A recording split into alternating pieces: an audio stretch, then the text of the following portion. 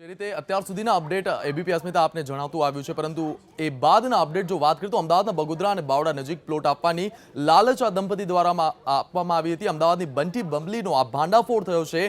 હાલોલ નજીક પાવાગઢમાં 3,999 એટલે કે 4,000 રૂપિયાના સસ્તા દરે આ પ્લોટ આપવાની લાલચ આપવામાં આવી હતી આ દંપતી દ્વારા, અને આ સમગ્ર ઘટના શેર હોલ્ડર બનાવવાની લાલચ આપી લોકોને પોતાની જાળમાં ફસાવતો આ સમગ્ર જે ઘટનાક્રમ હતો તેનો ભાંડાફોડ થયો છે। બાઇક, લક્ઝુરિયસ કાર સહિતના મોંઘા ઇનામો આપવાની પણ લાલચે લોકોને તેમણે ફસાવ્યા હતા, અને પોતાનું નામ આવે તે માટે પત્નીના નામે તે એગ્રીમેન્ટ કરતો હતો। જે દંપતીમાં જે એગ્રીમેન્ટ કરવામાં આવતો તે પોતાના નામે કરતો હતો। અમદાવાદના પૂર્વ વિસ્તારમાંથી પેપર એજન્સીના નામે લાખો રૂપિયા ઉઘરાવ્યા હોવાની વાત પણ સામે આવી છે। એબીપી અસ્મિતા તમામ ખુલાસા કરી રહ્યું છે।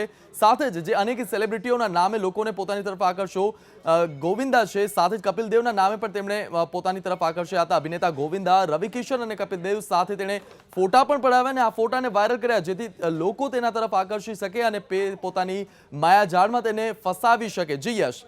જી જરૂરથી મિહિર, તો જે પ્રકારે આખું કૌભાંડ આચરવામાં આવ્યું અને આ કૌભાંડમાં જેટલા પણ લોકો ફસાયેલા છે તેમનું શું કહેવું છે, આવું સાંભળીએ।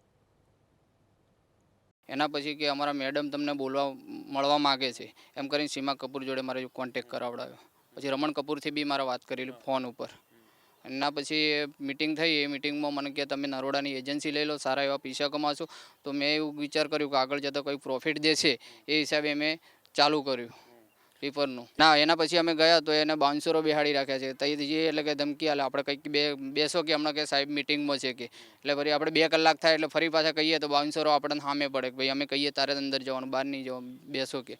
ગુડલક મોટેલ એન્ડ પ્લોટમાં પૈસા રોકેલા, ટોટલ 8,66,000 રોકેલા હતા, અને હવે એક ચેક રિટર્ન તો ચેક રિટર્ન થયા પછી અત્યારે પૈસા એકવાર આપ્યા પછી અત્યાર સુધી એક પણ રૂપિયો આપ્યો નથી। અને જ્યારે જઈએ ત્યારે આજે જઈએ તો કે કાલે આવજો, કાલે જઈએ તો પરમ દિવસ આવજો, પરમ દિવસ જઈએ તો કે અઠવાડિયા પછી આવજો, અને ફોનો કરીએ તો ફોન ઉઠાવતા નથી, વારે ઘડે ફોનો બદલે રાખે છે। અને છેલ્લે તો અમને ધમકી પણ એવી આપવામાં આવેલી કે હવે તમારે કરવું હોય કરી લો, પોલીસમાં જવું હોય કે કોર્ટમાં જવું હોય, તમારે જે કરવું હોય કરો, પૈસા નહીં મળે।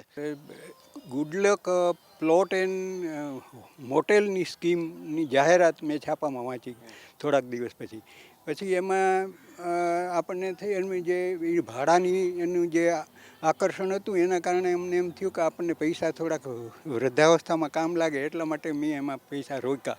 અને એ લોકોએ એમ કીધું હતું કે તમને 3 વર્ષના એડવાન્સમાં ચેક એણે ભાડાના અમને આપ્યા હતા। એ ચેક નાખતા 10 ચેક પાસ થયા, પછીના ચેક અમે 2 વાર નાખ્યા, 3 વાર નાખ્યા, એ પાસ થયા નથી। એનું અમે લીગલ નોટિસ આપીને કાયદેસર પણ કાર્યવાહી શરૂ કરેલી છે। પણ અત્યાર સુધી હવે પાછું વારંવાર ફોન કરવાથી કે એને રૂબરૂ મળવાથી પણ એ લોકોએ સંતોષકારક જવાબ આપ્યો નથી, ઉદ્ધતાઈપૂર્વક જવાબ આપેલો છે। એટલે અમને એમ લાગે છે કે અમે આમાં છેતરાણા છીએ, અમારી સાથે ચીટિંગ થયું છે, અમારી સાથે આવી રીતની બનાવટ થઈ છે।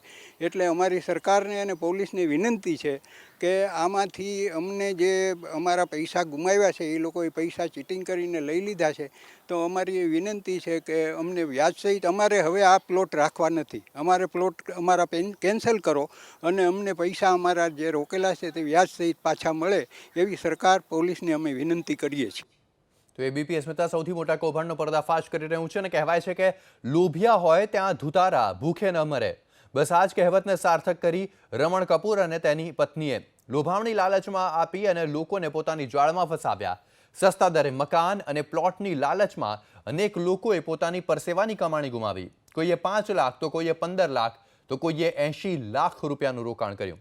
એબીપી અસ્મિતાએ જ્યારે ભોગ બનનારાઓ સાથે વાત કરી તો તેઓએ પોતાની વ્યથા ઠાલવી, અને કેવી રીતે આ ઠગ દંપતીઓ ઠગાઈ આચર્યો તેનો ચિતાર પણ આપ્યો।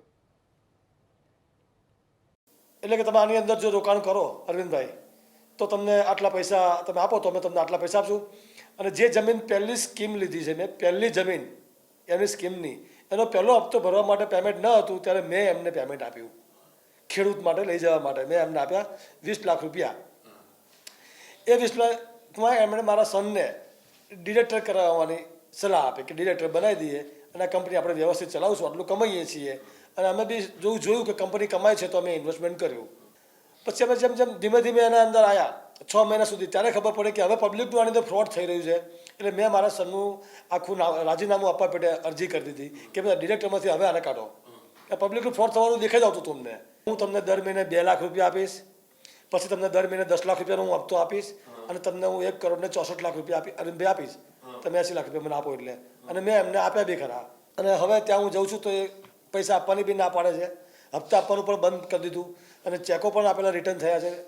સાથે સાથે જે બેંકને મને ચેકો આપેલા એ બેંક પણ બંધ, એમને ખાતું બંધ કરાવી દીધું છે ત્યાં. એટલે મેં લોન લીધી અને મેં 2 પ્લોટ એમાં A117 અને A118 નામના 2 પ્લોટ લીધા, જે 120 સ્ક્વેર યાર્ડના પ્લોટ હતા. અને એ પ્રમાણે અમે લઈ અને પછી અમે પૈસા ભરી દીધા, 10 લાખની ઉપર પૈસા. એના પ્રમાણે એ લોકોએ અમને પોસ્ટ ડેટેડ ચેક આપ્યા 12 મહિનાના. અમને એવું તે વખતે કીધેલું કે ટોટલ 3 વર્ષના અમે તમને ભેગા ચેક આપશું, પણ એની જગ્યાએ 12 મહિનાના જ ચેક આપ્યા. હા, અમે ઘણી વખત રજૂઆત કરી, અમે એમને સોકોઝ નોટિસો પણ પાઠવી, પણ એનો કોઈ પણ એ લોકોએ પોતાનો જવાબ નથી આપ્યો, આજ દિન સુધી નથી આપ્યો. અમે કન્ટિન્યુઅસ એને ફોલોઅપમાં રહ્યા છીએ. હજી આજની તારીખે બી ફોન કરીએ છીએ તો કોઈ જવાબ નથી આપતા. ઓફિસે બેસાડી રાખે છે, ઘણીવાર બોલાવે તો ઓફિસે બેસાડી રાખે છે. પછી અમને ઓફિસે આવવાનું અમને કહી દીધું કે હવે અહીંયા જે અમારી ઓફિસ છે એ સેટન ઇન્ફ્રાસ્ટ્રક્ચર કરીને જે કંપની હતી એ અમારી અહીંયા કોઈ ઓફિસ છે જ નહીં. અમે ચોક્કસ બધાને વિનંતી કરીએ છીએ કે ભાઈ બધા ભેગા થાવ અને સાથ આપો, જેથી કરીને આવા કૌભાંડી લોકોને પકડી શકાય, પોલીસ આપણને મદદ કરે. અમે પોલીસમાં પણ ફરિયાદ કરી, પણ પોલીસ ફક્ત જાણવા જો અરજી જ લે છે, એના સિવાય કોઈ અમારી ફરિયાદ સાંભળતી નથી.